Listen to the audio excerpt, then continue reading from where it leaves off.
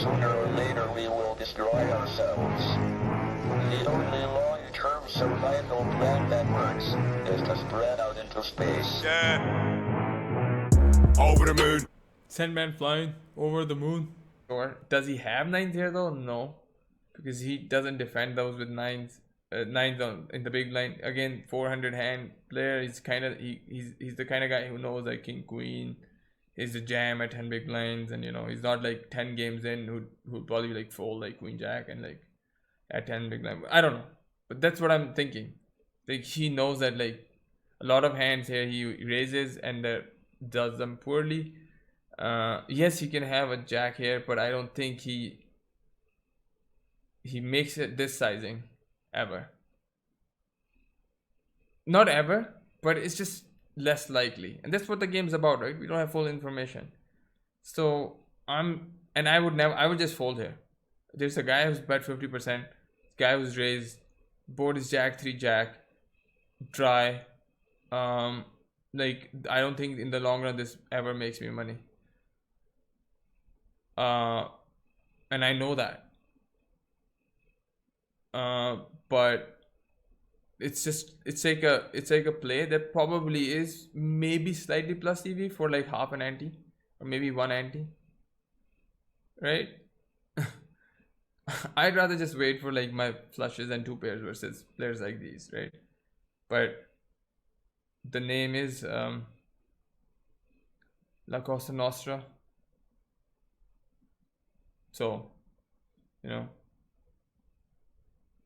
where are these guys at? Probably just playing at a Costa, drinking their coffee,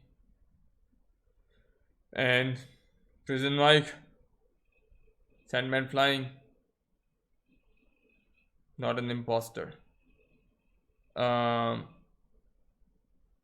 So yeah, that's, I mean, if I was to do this, at least I would need this kind of like justification, but this is still kind of like just way too much assumption. But the underlying principle being this guy's not exclusively trips here, which is I think the most common hand he can have, and this guy just doesn't bet this amount with trips. That's all I thought. And I was like, if they have trips and like, okay, threes full, this guy can't have threes. Don't think so. Can probably. Just chances are so small, low compared to their entire ranges. This guy's got like a 50%, 60% range, right? Or more than that. One offsuit combo is 1%, right? So like, yeah, I mean like it's like not even 1% of his range. Not even 1%. Yeah, a bit more than 1%. Whatever. My bad. And again here this guy betting 50%, like think he's just gonna fold way more than he is.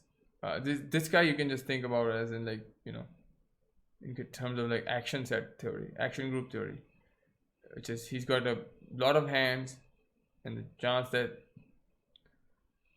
jack 3 jack belongs to the set of hands that he has here is pretty unlikely.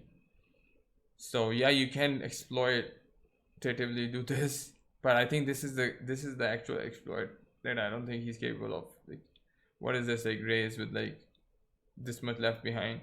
It's for like I don't even know like what level of play this is. Like leaving this behind, what is he trying to like wrap here? If like he's gonna get everyone folding everything. Just happens that prison Mike La Costa Nostra is just in the left of him, and that shit ain't gonna fly. So, but I think this is pretty gypsy as a play overall. Very, very gypsy. I would never do this.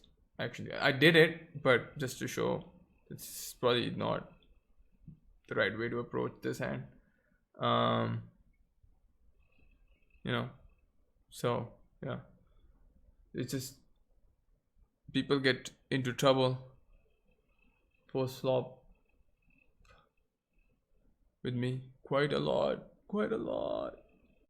2 of the outs clean, both the bottom end and the 8, right?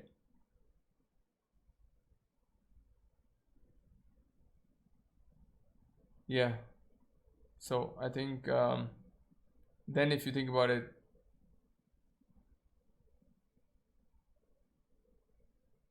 mm, we're getting the right odds actually, to be honest.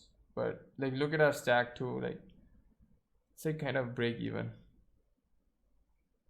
Uh, yeah, I'm fine with this fold. You're deep in tables. Do some funny little stuff. Huh. Interesting. So limp ISO. I don't think I should be 3-betting. Um, so limp 2-bet call.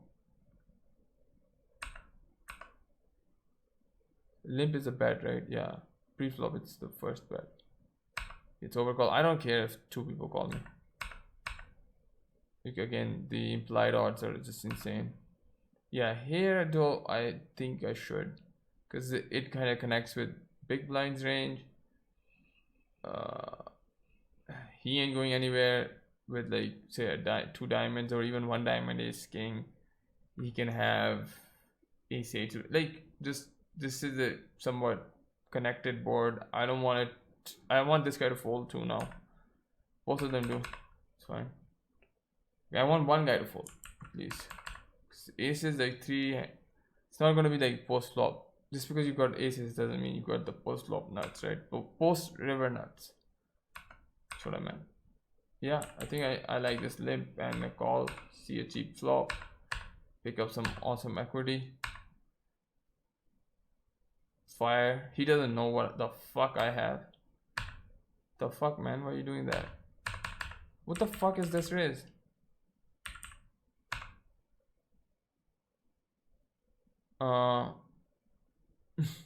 I should just call. I'm getting like sick odds here, man. Almost 5 to 1.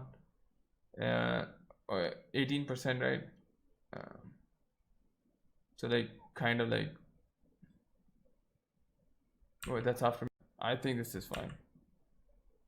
When he min raises, we should call because we've got so much equity, and I don't want to like have to like make a fucking fold because he makes a dusty little bet on the river. And here I think we're gonna have, we've got showdown though. That's another thing. And as I just realized, we don't actually have a straight draw. We just have straights blocked. But say so there's 2 6s and like say yeah, the other thing is our flush might not always be the best draw, but then that's good because we at least have the 6. He's not gonna like have a better flush draw and a pair that often at all. One of the reasons flush versus flush is so uncommon is because for 2 people to have like a flush, like I have 2 diamonds, 4, a 5th one will have to come, and he's gonna have the 6th and the 7th. I mean, we're running out of diamonds at this point. So it's like a cooler that doesn't happen that often. What? I don't like this call, but maybe it was read. It was like a read on the villain. Like, what the fuck is it? Again, 50%. Like, what the fuck bets 50%? Nothing. It's just like an antiquated bet size. And should be punished for being exactly that. In my opinion. Should mention that. This is my opinion. Yeah, again. Like, Jesus Christ, man.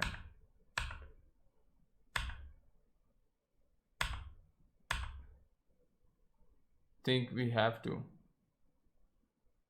go through. Yeah, I probably have this hand marked. No, but I think we have to go through here. The 9 really helps us. We block queen 10. The flush didn't come in. The heart that we blocked didn't come in. Though that's not like that relevant of a blocker. And there's not that many 8x in his range. There is some jack x. He's a regular, so I think it's fine. And we've got decent leverage on his stack, right? It's not like it's exactly like how I would play if I was to go for his bounty, and he's got enough that he'll fold. Though I was almost certain, like cringing that like, oh man, he's gonna call me, because Rex just called me. Huh? He makes it 2, got a call. This deuce, the fuck is he betting this deuce for? Just call. Yeah, I think it's fine. Damn it, should just bet large. Nothing, I guess, yeah, nothing really came in, not that much, right? It's not gonna like suspect me having like 9-10, although he might, because he probably does, and I think like a fish. Yeah, someone's gotta start betting, right? I overbet. Think multi-way. Yeah, what the fuck? Oh, no, okay, I'm stack. I just stack off. That's fine. Might as well do it on the flop then. With that many players, someone's gonna call. Yeah, again, this is where I would have. So I have the shark scope open. I know what player he is. I know he can have king queen in his range, and I know that I have 40% here at least on average. Get him. I like that I busted him because this guy sarcastically says GG to like people who bubble. I was just grilling this tournament because I like to see when like things bubble, like what stage of the tournament, what stacked up, you know, so I can make the correct investments. This guy like says like thanks for bubble, like thanks for being the big bubble boy. I think that's bad etiquette, and nobody intentionally wants to be the bubble boy, so don't sarcastically thank someone, man. You're gonna feel the wrath. This guy's name is Tu Unger 94, and I think I already mentioned this guy. Fucking dripsy as fuck. Yeah. Jeez Louise. How many players do you have? Wow, man. PKO. Yeah, I like this limp. Because don't want this guy to like, if I raise, I think it's more likely this guy. So we're not capped here just because we limped. We're super uncapped, and as in like our range doesn't have any ceiling. Like I could have anything just because of this being a PKO and this guy being at the stack depth that he is, this guy being at 10 big blinds. So we don't get a chance to actually re-raise, though. That sucks. Right, we're gonna bet pot, get called. This guy jams. I repiddle it in. Probably gonna be behind a lot of times, but when we outdraw him, boom. Not 2 bounties though. That sucks. And that's it. The queen jack hand, you saw that I lost on, like, so basically made what, like 2k. The buy-in was 2.7k. 2,750. Not bad. The same day I got, yeah, I think the same day I got $17 and $18, and then I also won a $7 on Tiger Gaming, like PKO. So that was profitable there. Kill of Killy. INCOOP. Such a big country, we need our own World Cup. No, that's aggressive. Baby making.